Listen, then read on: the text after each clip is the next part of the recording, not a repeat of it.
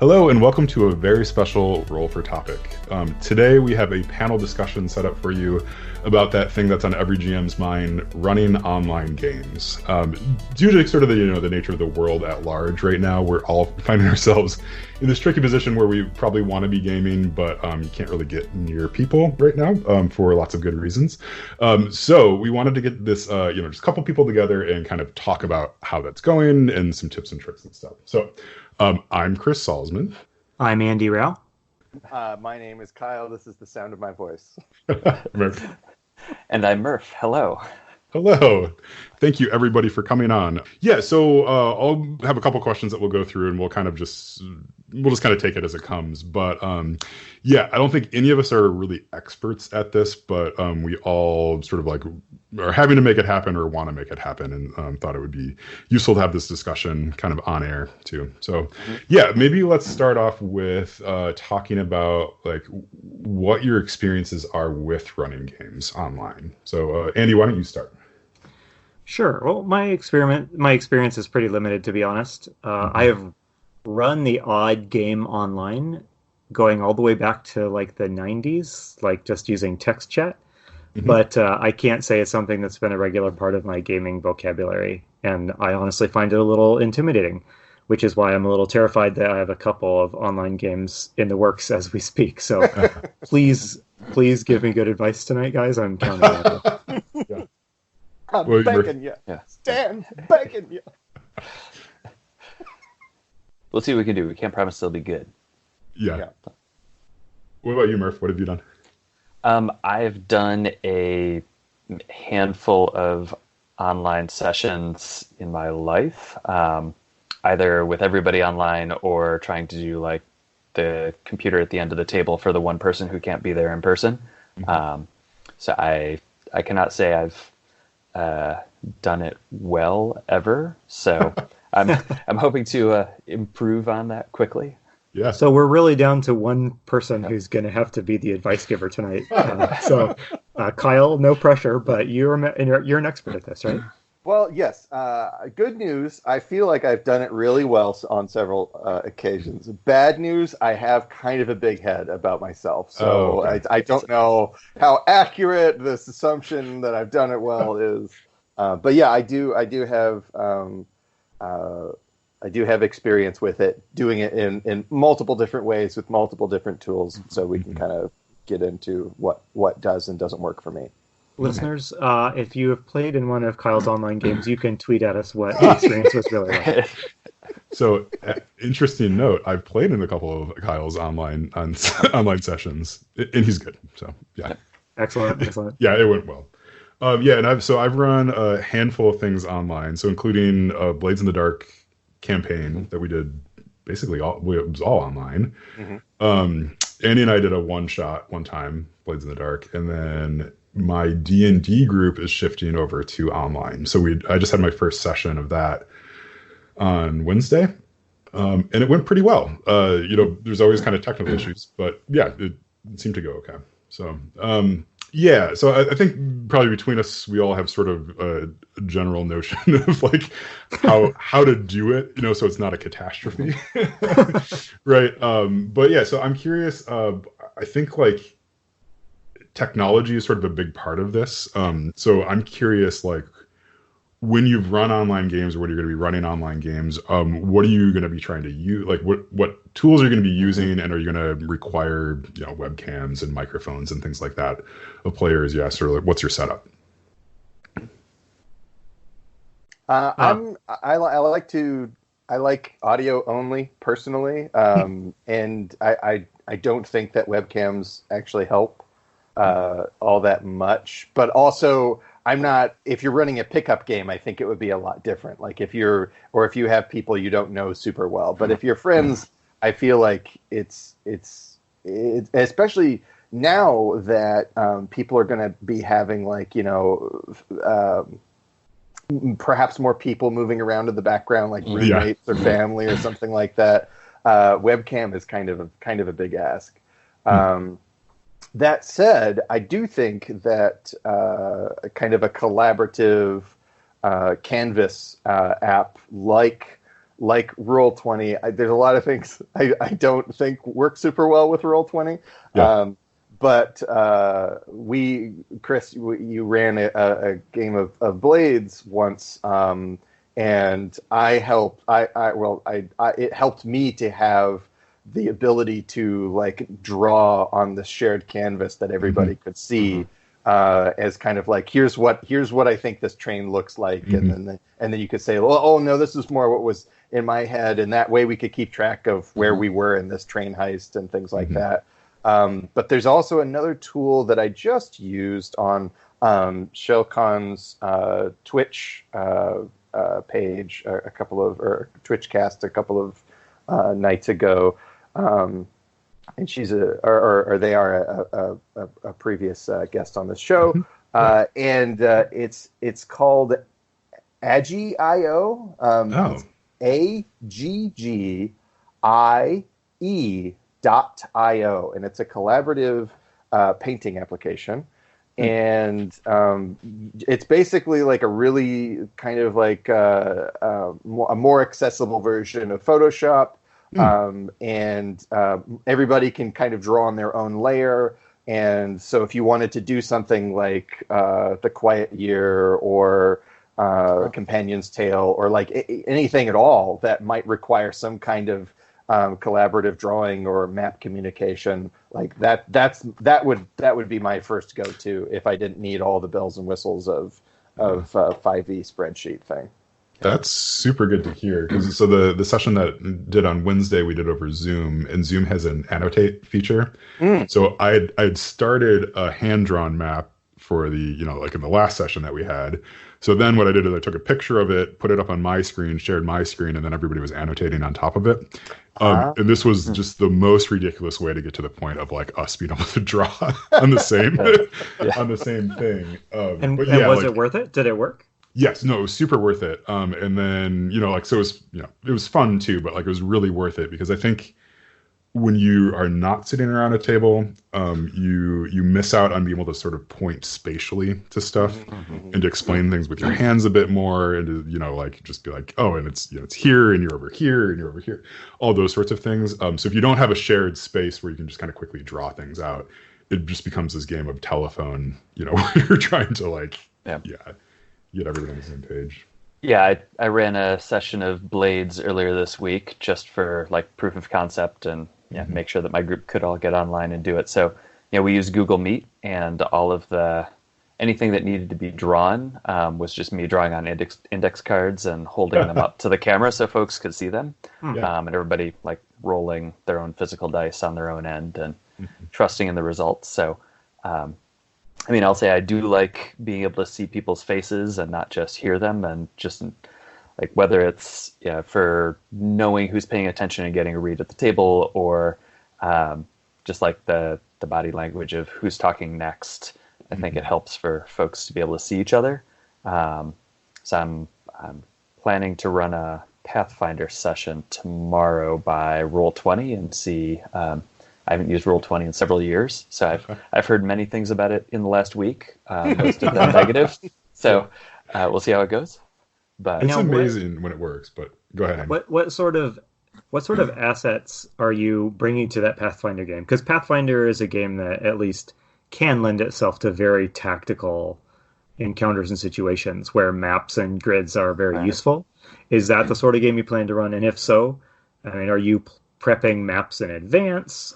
Are you just going to sketch stuff on the fly? What's going through your mind as you prep for that? Yeah, so for that, I think the last time I was on the podcast, we talked about maps and minis and my love of such things relative to some of your other guests. But so I am running or going to try Rise of the Rune Lords, which is one of the published adventure paths out of Paizo. And one that's been around for a while, which people have generated a lot of those assets for, whether it's the maps or the tokens or whatnot, and a lot of like very step-by-step, like here's how you use this map in Roll20, just drag and drop and type in these numbers for the scaling, and everything works out well. So I'm standing on the shoulders of giants and hoping that the ground is well trodden enough that all those assets are there for me, and it's relatively low pain versus trying to generate it myself. Well, it's a great idea, when to be running something that so many people have experienced running over the last couple of years, because you're going to have that library of advice and tools and maps and stuff online. That's going to be helpful, I think. This is the biggest question I have as I am getting ready to run an online D&D game, and my instinct is to keep it simple and just voice or video chat and not try to mess with any sort of map making tool, because I don't know, those things just have a way of complicating the situation without giving you a lot of benefit out of it. But I do really think it would be useful to have some sort of mapping tool that's not just me sketching on a paper and holding it up. Although it sounds like you guys have used that strategy too, and it works all right. Yeah, seems to work. Someone shared there's like a low tech document camera that someone put together, which is basically just like you put a phone on a bunch of books, right, and like kind of hold it out over the top of your desk. So you have, the phone camera facing down, and then you basically have a document camera. So then you can be sketching just on your table like that. Especially if you don't feel like you have kind of the mouse skills, right, to be drawing in one of those apps, because I know I certainly don't. Yeah, it's hard to draw straight lines if you don't have experience. Yes. Yeah. But I wanted to bring up something. So Kyle, you had mentioned this in a chat beforehand about the thought of not trying to play something that's more tactical when you're doing online games, right? So why don't I will now give you your opportunity to go on your rant. Thank you. Yeah, I think as everybody's, I'm sure there's a lot of people that are going to want to kind of cling to this sense of normalcy, and it's like, oh, I don't have to give up my regular D&D group that's been meeting for a long time, and I think that's really important, and it. But also, like, if you're starting a group for the first time, or if you're just trying to figure out like how to even do something online for the first time, if you're if you're already like a new GM and you also now have to be an online GM at the same time, like maybe try out something that's like Honey Heist or Lasers and Feelings or Lady Blackbird or the Skeletons, or like there's all kinds of other things to go to try, so you can just figure out like what's the rhythm, what's the language, what does this feel like to do collaborative storytelling, that you are also not having to solve like a billion little tactical details, and like because everything that you read in 5th edition or Pathfinder is designed. It's clearly designed to be played on a specific map with representational, figs and grids and all this kind of stuff. And it's just like, I don't know. I could see that. I could see that being really frustrating. And when I think what people, it's if you can just take one of these like micro RPGs that exists on like in a zine or on one page or something like that, give that a shot, and then you'll have problem solved a lot of like the basics and figured out if this is something, just to kind of decharge the possible tension of like, okay, so we have to hit this, and this has to be just like weekly D&D. It has to be just as good, and we're continuing the campaign, but now it all has to happen on Roll20. It's like, oh my God. Yeah. A thing that I ran into almost immediately with the session that I just ran was realizing how much I rely on my GM screen as sort of a tool for managing the state of play. So all of a sudden I was like, oh no, I don't have my initiative tense. And I was like, lost. People were telling me what they were rolling for initiative. I'm like, like, wait, I have to quickly make, so I on my table, I'm moving my keyboard and setting up like little tents and stuff. Like I don't know. It got weird fast, but it's like, you're exactly right. Like you have all these technical problems that you're trying to solve that are just not fun to do while you have 4 or 6 people kind of waiting for you on video chat, like to figure out I don't know. Yeah, like how to fold a note card appropriately on your desk. Like, yeah. Well, also real quick, because you did mention this thing about not being able to draw with a mouse. That Aggie IO thing that I mentioned does work on mobile. So if you do have an iPad or a tablet or an iPhone, even that might still be an option for you. But anyway, I just wanted to say that before I forgot. Yeah. What were you going to say, Murph? I was gonna say, are you telling me that you don't just set up your GM screen on your keyboard every time you play? I had a the moment verisimilitude where I was of like, running a game. I should do this, and then I don't know. I probably should have, to be honest. Yeah. I wanted to mention that I have a middle school daughter who, like many kids out there, is her schooling has transitioned to online, and so she does a couple hours of schoolwork during the day, but in the last 2 weeks, she has started GMing for the first time, and it has been solely in an online format with a bunch of her classmates through their online video tool. It has been wonderful to see, and it's been a little amazing to me. I keep asking her things like, well, because they just do chat. It's all theater of the mind. There's no mapping or anything like that. And I keep asking her, do you need a map? How do you guys know where combat is? And she's like, it's fine. It's more fun this way, Dad. Jeez. Okay. So maybe this is an opportunity, as we're all learning more about moving more of our online life, including our gaming life online, to maybe think about, what do I actually need in my game sessions? And maybe I don't need all the miniatures, and maybe I don't need the Dungeon Master screen or the table, the initiative tents. Although, Chris, it seems like you do need the tents. Oh, I have so many crutches. Right. So many crutches. Right. Yeah, I actually had little table tents for my players in the Blades in the Dark game, where just little index cards folded in half with the character names on them, and one hung over each side of the top of my laptop screen, and one down by each corner in the bottom sitting on the keyboard, so I could remember all the character names for these 4 people in their Brady Bunch grid. So, yes, that's nice. So still using those physical props as GM tools, even if nobody else playing could see them. But, so working on that, Chris. I have a different question, and that is, a couple of months ago, I ran a game as part of this podcast online, and it was just a short 2-hour online session, and I realized while running that game that it's harder for me to read the table, as you say, online, even though we had video chat app, and it made me as a GM feel much more awkward than I do in person, because there's a slight lag between when you say something and when people respond, and it introduces this kind of disjointedness to the interaction and the banter that you're used to, and it sometimes made it feel for me as a GM like people weren't paying attention or they weren't engaged, when I don't think that was the case.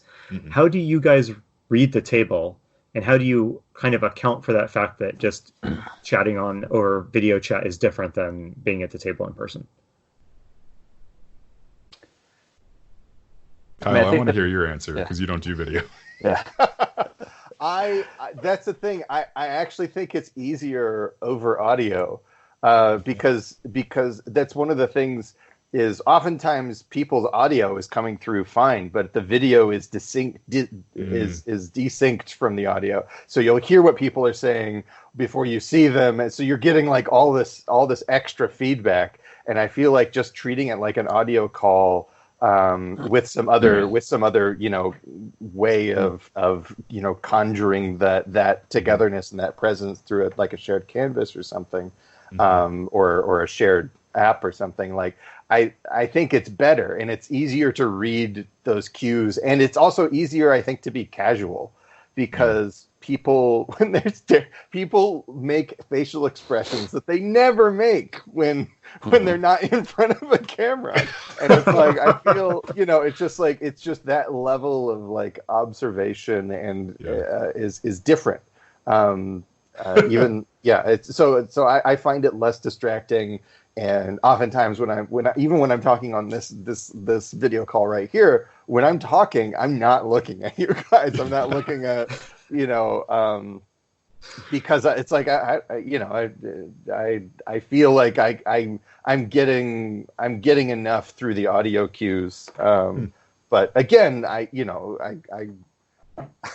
could be completely wrong about it, but it sets me at ease, and that's what I care about. It's interesting you mentioned that because so we're all doing a lot more like Zoom calls and stuff for work these days.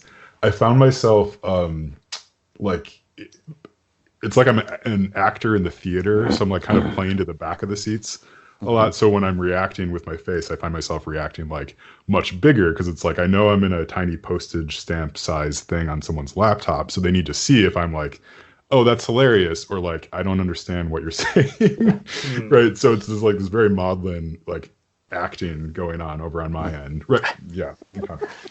Kyle just threw up an emoji on the screen. It's like, what does that even mean? Right. So for me, right, like video is helpful, so I can kind of read people's facial expressions and stuff. But like what you were saying, Andy, right? Like sometimes the audio just sort of cuts out, or you're not getting any of that kind of that, crosstalk happening at the table or something, or the mics are ducking out and stuff like that. And you're just like, well, wait, okay, does everybody just like not understand, what's going, what's going on? The way that I've found to handle that is just to sort of trust that it is working, or that someone will speak up and just charge on ahead. I also tend to only play with people that have pretty good internet connections because we're all a bunch of, tech worker nerds. So it's right. So like some latency and stuff like that is just sort of not a problem, which is a weird privilege to have, I guess. But yeah, I think one thing I noticed in my Blades game was at some point the host figured out that they could turn on closed captioning, like automatic closed captioning for the game, and then ensued just like a 5-minute interlude of people playing with the closed captioning and trying to figure out what they could make it say. And so, you mentioned Kyle throwing up emojis on screen. Like, I think there's a certain that what your tool is and how many distractions it provides. It's like a whole new way of stacking dice at the table when you're not actually sitting at the same physical table as somebody else. Yeah. So like that's on your Twitter a challenge to navigate. Yes. Well, and that kind of also kind of gets back to like Blades. I think Blades does not have like a hard coded initiative in it, if I remember correctly. Yeah, so that it's like I think it's a lot switching, for instance, to a game that doesn't have like a hard initiative order where that downtime at the table is now even more difficult to like maintain that focus, especially during like a long combat. I think that maybe experimenting with a game that isn't that where you could interject what you want to do in the game at any point seems like a slightly better fit. But right. Well, and the other side of that being, as the GM, very actively managing like, Andy, what are you doing right now? Yeah. Chris, what are you doing right now? And making sure that you're paying attention to who's kind of zoning out or who hasn't talked in a while. Yeah. Do you guys find that in an online game, do you put more reliance on the players to keep track of their character and what their stats and situation is, or do you manage all of that yourself as a GM? I've fully abdicated character tracking to the players. Yeah. With online stuff. Players were asking me if they should send their character sheets to me. I'm like, I don't. You can if it makes you feel better, but like I have no way of processing that information, right? Because I'm also trying to process like doing a video chat and figuring out where to put all my papers on my desk and stuff, right? It might be different, if I was like doing this all the time, right? So talk to me in 2 months and maybe I'll have like a war station set up, like for all this. But so, what does you guys' setup look like when you are GMing? And I'm talking about like equipment. Like, do you have 2 monitors? What software is running on your screen? Like, what does your ideal setup look like when you are running an online game? Kyle, you just dial into a party line? Is that on your... No, I like having I like having two screens open. I like having the rules available if I need it, but also like character information, map canvas, like anything like that. I've run games on Google spreadsheet before, so just like having the map drawn out on like colored cells, and so like having multiple tabs like that open. I've done play-by-post on Slack, which play-by-post just has never worked for me ever. I'll just throw that out there. I know some people swear by it, but it's a very different experience. But yeah, and then I will also have like a physical scratch pad just to keep track of monster hit points and things like that. Although I think it's easier. I've switched now to keeping track of hit points with basically like wounds, like a number of hits. Like people will tell me it's like I did this much damage, and I'm like sure, and I just write a big check in the box. Right. They have like 5 boxes I have to check. You totally did that much damage. Good for you. Yeah. Yes, I am keeping track of that. It's so like just trying to figure out like. But always, I do always have like a physical pad next to me so I can jot down notes if somebody says something that's like, ooh, actually, that's a great hook for something to follow up on in the future or something like that. I have that available so people don't get this situation where they say something and suddenly they just hear like, chug, chug, chug, chug, chug, and it's like typing away whatever they just said. Yeah. But yeah, so that's kind of that's my setup. Murph, what is your setup going to look like for your Pathfinder game? I mean, I'm doing Roll20, so I'm expecting to have, I have 2 monitors, so I'll probably have one for just the Roll20 interface, and then one for, since we're trying Pathfinder 2 for the first time. Nice.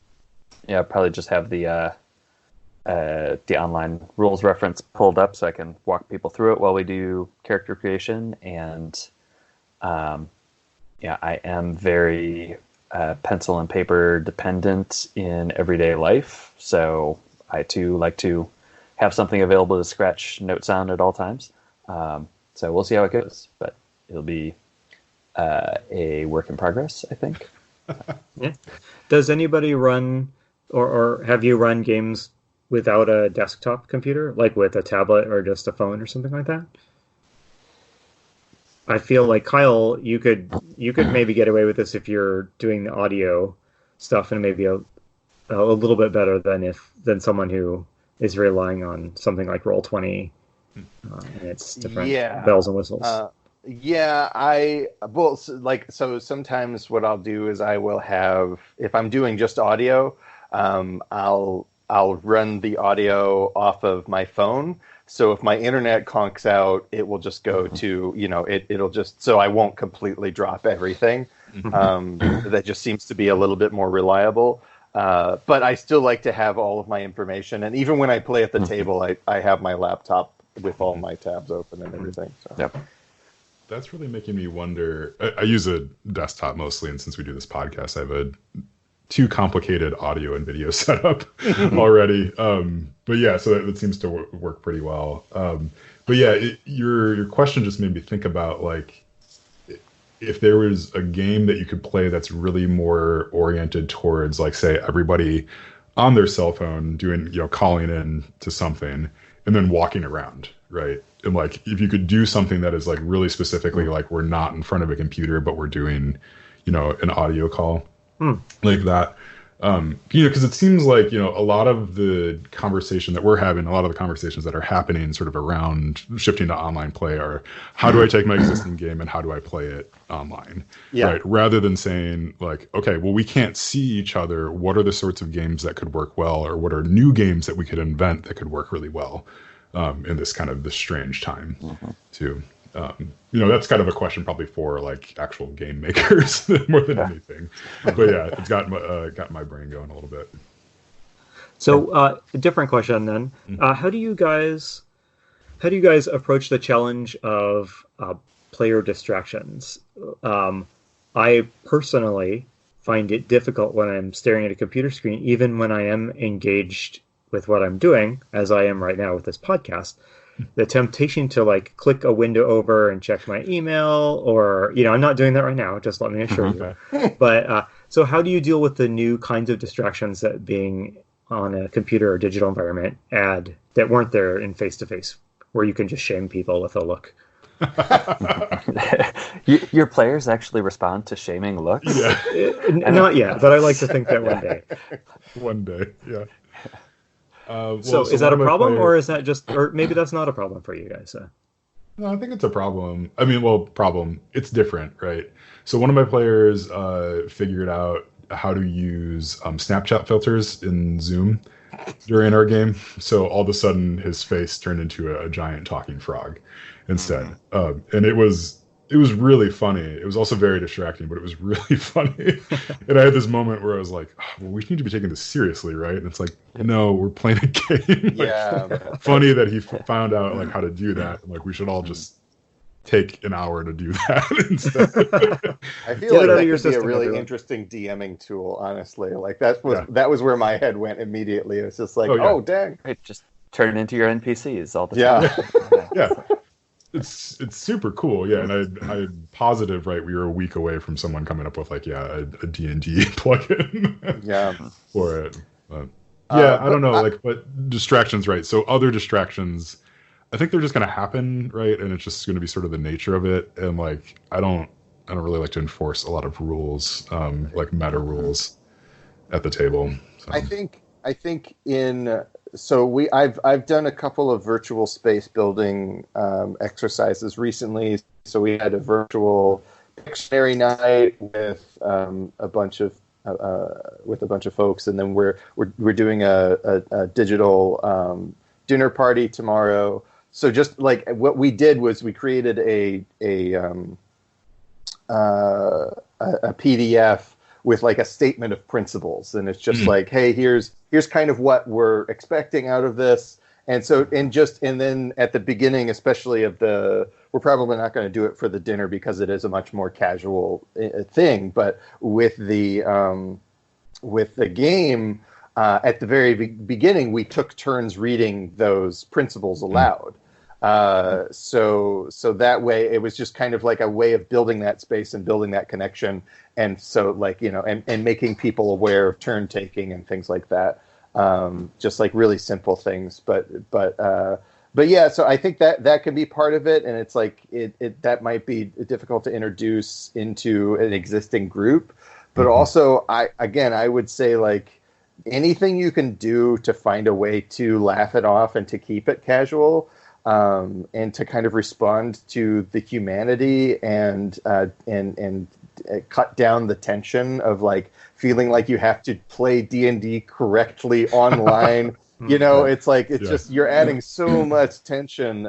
So yeah, just kind of like hey, are you and just check in. Like, hey, is everybody is this working for folks? Is anybody feeling distracted? Do we need to take a break? Like that's another thing. It's just like do like a 5-minute email break or something like that. Like there's ways to acknowledge that and kind of like own that distraction is going to happen, and without allowing it to like ruin the super serious game of Dungeons and Dragons. It is serious business. Very serious. No one ever forget that this is serious business. I'm joking. It's not serious at all. But there is that. I mean, I think there's a lot in the play culture to make it serious or performative, or like there's a lot of interesting messages coming and interesting expectations that are kind of like circling around. And so yeah, I think it's a very natural question to ask. Is just like how do we get people? And I think it's the question might sound silly. It's just how do I get people to take online role playing seriously, when what you're really asking is how do I make my friends feel as connected as we used to feel? And I think that's a better way of phrasing that question and kind of like attacking the actual vulnerability of it. Yeah. Yep. Oh. get yourself a group that can answer that seriously, right? Mm. Yeah. Yeah, we had a really nice moment where we all sort of like checked in with each other. During the last session, and like you're saying, that kind of acknowledging that humanity. It's not like, okay, is everybody here? Okay, let's go. Like, what's your roll initiative right away? It's like that's, I don't know. Like, we're all using software that we're using for work right now, right? And so that's rough enough. So we might as well take a moment to sort of break that magic of the work productivity software. Yeah, I think all of my players are people who I am friends with in real life for years and years. So it's like the game is a reason to hang out together. It's not that we're hanging out together because of the game necessarily. So it definitely skews that way towards like, yes, we're hanging out, and if what's making that hangout worthwhile is not the game, then we'll just do that for a while and then come back to the game when we're all ready for it. So. Yeah. Would any of you play a game with just like total strangers, right? So, I mean, in real life, right, sometimes you play with people that you haven't met before. I feel like with online, it feels a little bit like you're inviting people into a slightly more intimate setting. So, like, would you play? Like, are you interested in just being like, hey, anybody wants to play? Let's throw a group together. I'm thinking about it. Okay. Yeah, it does seem intimidating, and I would rather play with people that I know. But also, it's like, yeah, no, I am thinking about it, and I know that there are communities like that. There's Find a Game applications on Roll20. There's a wonderful Discord for Swords Without Master, which I have not yet played, but I really want to play. And they have Sunday pickup games, so that's something I'm really, really looking into. And then also there's the Gauntlet community. They have so Patreon subscribers get like first dibs on scheduling, but it is there are like open online tables for those. So there are places to go for that kind of stuff. And I've been looking into it because I'm curious about it, but also, yeah, it does seem like quite a big ask. Yeah. Yeah, I'm open to it, but it's really not something that would excite me too much. I think building off of something Murph said earlier, when I want to play a game, it's not that I want to play Band of Blades or whatever. It's I want to play Band of Blades with my friends. And, right. Yeah. For sure. I want to hang out with my friends, and it seems like Band of Blades would be a really rewarding thing for us to do as a social act. So, but then again, I've played in games at conventions with total strangers, and some of them were very fun, and a few of them were fiascos. But yeah, so I don't know. I have a feeling just from the looks of it. And planning my D&D game, it's looking like a couple of people might be in the game that I don't really have any real world connection to. So, yeah, I mean, I guess it'll be a challenge. But yeah, Kyle brought up play by post a little while ago, and I've done some years as a player in play by post games that I never at any point knew any of the other people in real life. I mean, it's an entirely different creature where. You spend 10 minutes typing every day for a year as opposed to a couple of hours sitting down every week or two at the table with folks. So, the type of game that you get and the type of interaction is very different. And it is something that's maybe a little more at arm's length, and so doesn't necessarily have the intimacy of inviting somebody by webcam into your house who you don't know. I think for in-person games, I have enough of my friends who do play that I'm not at a loss for players to the point where I would have to go looking for folks to put together a game. So. Yeah, I'm going to start playing in a play-by-post, well, kind of a play-by-post game that a mutual kind of friend of ours is going to put on. It's called, I think it's Lexicon is the game. But the whole idea is you are a bunch of sort of academics who are writing these articles and stuff, articles and stuff about like something that you care about, but we're going to organize it within a wiki, which is kind of interesting, right? So we're going to kind of make our own wiki of all these different things that are going to cross-reference each other and stuff. And so it sounds really fun, and it seems like it's really oriented towards, hey, you're going to be kind of writing what's a good format for that, kind of thinking through some of those things. So I'm excited for that to get going, because I think it'll be nice to have sort of creative outlet like that to write. And then at work, one of my coworkers is running a play-by-post of Honey Heist on Fridays. So we did the first sort of session, right? So he's just kind of like, in the afternoon, he kind of posts the situation, and we all tell him what we want to do, and then he writes another big write-up, and we go from there. So he posted like the first thing of like, hey, here's the situation, and the very first action from the very first player was, I pick up a car and throw it through the window, right? It's like, there's no planning, there was no metagaming within the group. It was just like, bam, right away, like, total chaos. And then we all proceeded to do different things too. So it's like you split the party, total chaos and all that.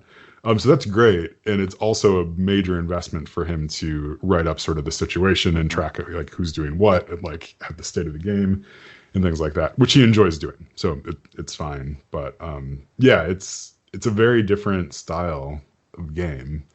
I don't know if I'd prefer it, but it's fun. There's this one play-by-post game that's really interesting, because it's almost like solo player, but it's called the Sundered Lands, and you describe what you're doing, and then you ask the audience a yes or no question, and the first person who posts the answer to that question is the result of the answer that you've asked.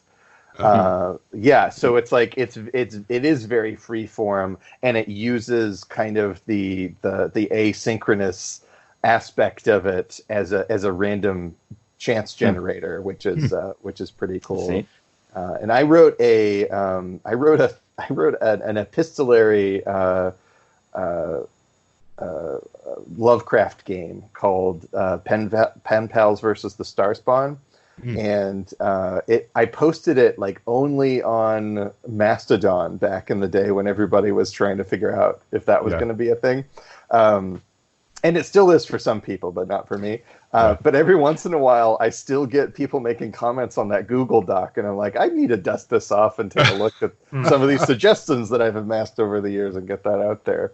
But yeah, there's like, it's a lot of like Dracula and Lovecraft and some of that turn of the century horror stuff is like found document format in the first place. So finding a way to kind of embrace the format might be a way to really make that play-by-posts sing.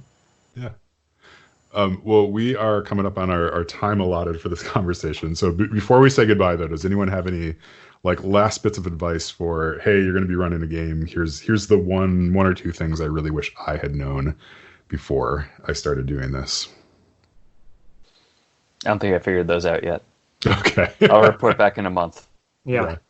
The thing I am trying to tell myself is to keep it simple, and then add stuff later if it seems like it will be useful, rather than make everybody create accounts and master the interface of Roll20 and also master the interface of D&D Beyond. So I'm just looking, what's the simplest way we can get this done in a satisfactory way and do justice to the game. So I don't know. That's the advice I'm giving myself. I'll let you know in a few weeks if it was good advice or not. But I don't think you can go wrong kind of keeping it simple, especially if you're nervous about the format.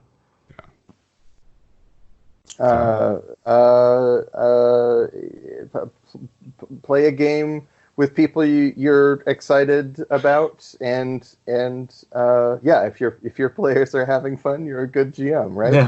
Hey, you're not allowed. I feel like I've heard that before. I got sniped.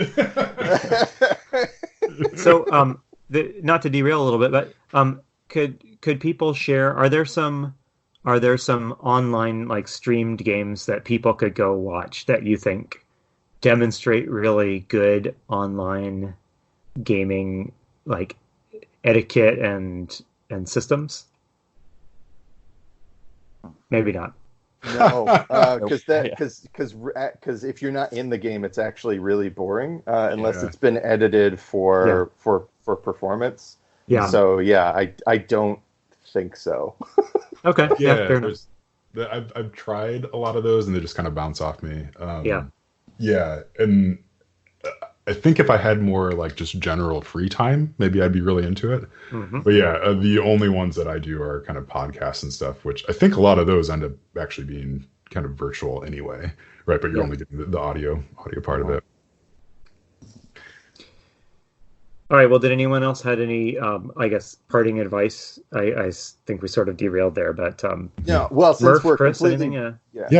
So since we're so totally derailed already, I want to throw out the idea: if you can't get a game together, there are actually plenty of solo RPGs, like journaling RPGs, that are really worth your time to look at. So yeah, just. There's a whole world of things that you can do by yourself, and you don't have to worry about technology or scheduling or anything like that. So yeah, try that out because some of them are magnificent. Yeah, that's a good thought because the two things I was going to mention are technology and scheduling. Give yourself 15 minutes at least at the beginning of the session just to deal with technical shenanigans. I mean, I know just from doing this podcast, despite doing 30 some episodes or something, there's always something that comes up that we just have to work through. So make sure you're kind of budgeting some time there. And then also with scheduling, like you're already as a GM, probably a little bit of a project manager already in terms of scheduling. And it's only going to get a little bit harder if you're trying to do it online. So being really clear with people about start and end times and, where you're going to be meeting and all that. And just get ready to repeat yourself because everybody's going to ask the same questions, even though if you tell everybody, they're all going to ask it individually and they're going to forget, or they're going to, go to the, forget the day and just all sorts of stuff. But that's okay because, again, it's all for fun. So. Chris, now our listeners can't perceive this, but I can see Chris's video as he said that. And Chris, you just looked really tired while you were giving that last bit of advice. You looked very world weary for a couple of moments. Yeah, it's been a couple now weeks. He's got all soft focus. So. Yeah. All right. Well, let's wrap there. You can all diagnose me off air if you want. But yeah. Well, thank you so much for coming on and talking about this. This was a good thing to talk about, and we're all going to be talking about it more in the future. But yeah. Well, thank you. So this has been Roll for Topic, and remember, if your players are having fun, you're a great GM. I heard that before. Yeah.